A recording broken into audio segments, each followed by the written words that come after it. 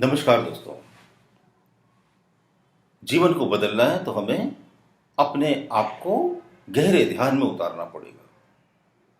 मेरे हिसाब से मेडिटेशन के अलावा और कोई तरीका ही नहीं है खुद को बदलने का। बाहर के जो तरीके ना वो ऊपर ऊपर है। एक्सरसाइज करके आप अपनी मसल्स बिल्टअप कर सकते हो, कुछ अच्छी बातें सीखकर उन्हें अपने आचरण में उतारकर आप बाहर रेस्पेक्ट पा सकते हो। लेकिन वो सब क्या होगा, आउटर चेंजेस है, ऊपर ऊपर है, उससे कोई बहुत ज़्यादा खास फर्क नहीं पड़ने वाला। लेकिन अगर आप मेडिटेशन सीख लो तब फिर बड़ा फर्क पड़ जाएगा, क्योंकि वो जो चेंज आएगा ना वो इंटरनल चेंज आएगा।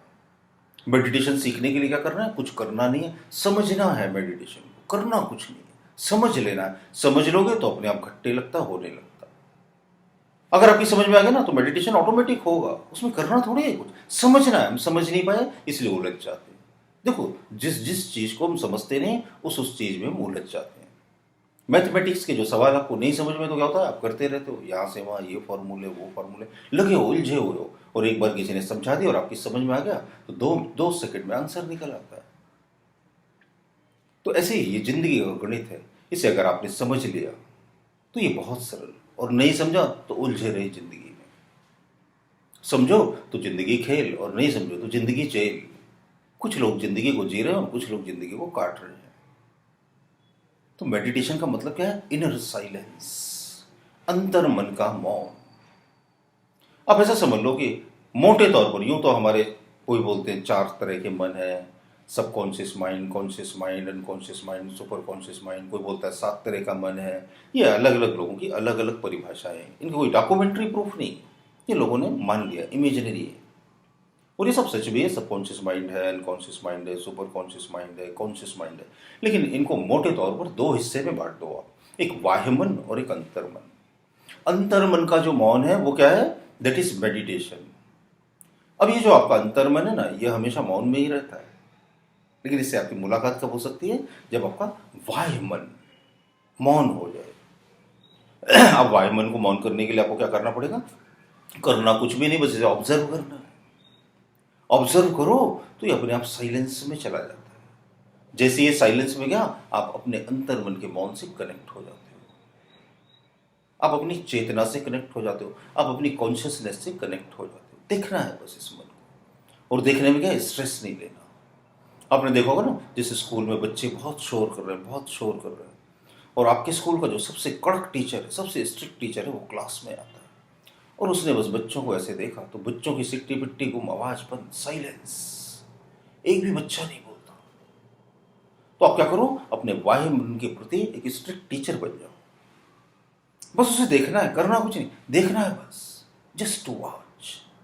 स्ट्रेस नहीं लेना, बस देखना है क्या कर रहा है, तो अपने आप साइलेंस में चला जाता है। बहुत से लोग बोलते हैं सर हमें बहुत सारे विचार परेशान कर रहे हैं, हमें गंदे गंदे विचार परेशान कर रहे हैं। विचार गंदे गंदे हो जाए, अच्छे अच्छे, उससे कोई फर्क नहीं पड़ता। विचार तो विचार ही है।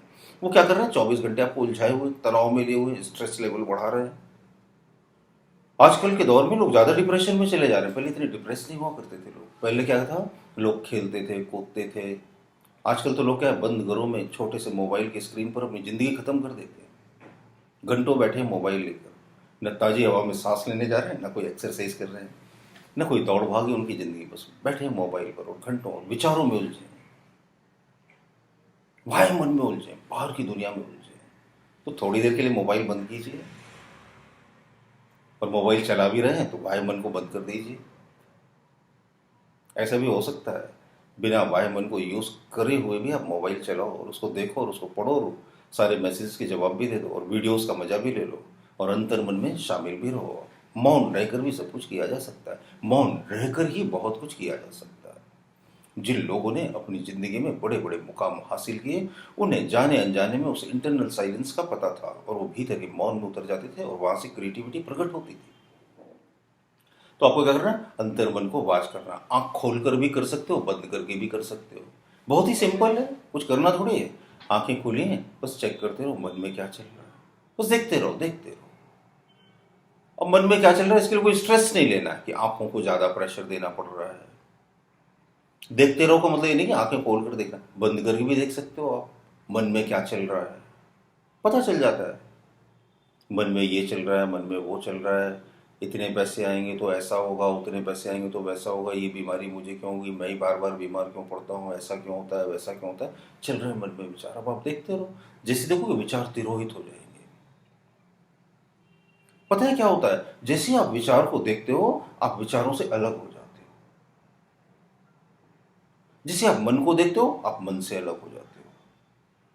यानी कि दो तरीके, एक तो तरीका है जैसे बहुत सारे बच्चे खेल रहे हैं तो आप भी खेल में शामिल हो गए। एक तरीका है कि बच्चे खेल रहे हैं, आप बाहर से खेल को देख रहे हो। तो क्या हो गया, आप बाहर से मन के खेल को जैसे देखते हो तो आप खेल में शामिल नहीं रहते हो।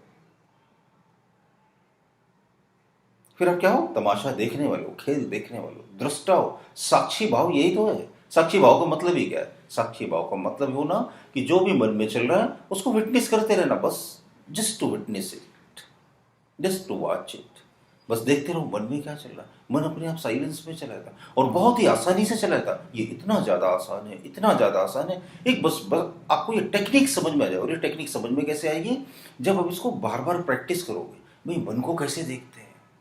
बहुत से लोग बोलते हैं सर हम 1 घंटा मेडिटेशन करते हैं सर में दर्द होने लगता है। आप करते ही नहीं हो, आपसे होता ही नहीं मेडिटेशन। 100% गलत ढंग से कर रहे हो। न जाने कौन सी टेक्निक करो, न जाने कैसे कर रहे हो, और कितना ज्यादा स्ट्रेस लेवल आपने बढ़ा लिया है। ऐसे तो पागल हो जाओगे। मेडिटेशन गलत ढंग से करने से जो जो बीमारियां होती है ना वो कभी ठीक ही नहीं होती। उनका ट्रीटमेंट डॉक्टरों के पास है ही नहीं। आपने बेवजह बिना वजह अपने मन के ऊपर बहुत सारा स्ट्रेस ले लिया और जाने अनजाने में आप क्या करते हो, विचारों को रोकने लगते हो। सर ने बोला था मन में विचार नहीं आएंगे, अंतर मन के मौन से मुलाकात हो जाएगी। तो मन में विचार हो तो उनको जबरदस्ती रोको। रोको मत ना, रोको मत, देखो। रोकने की कोशिश ही मत करो, देखने की कोशिश करो। मन अपने आप शांत हो जाता है। करना क्या है, डूइंग कुछ है ही नहीं, हैपनिंग घटना है।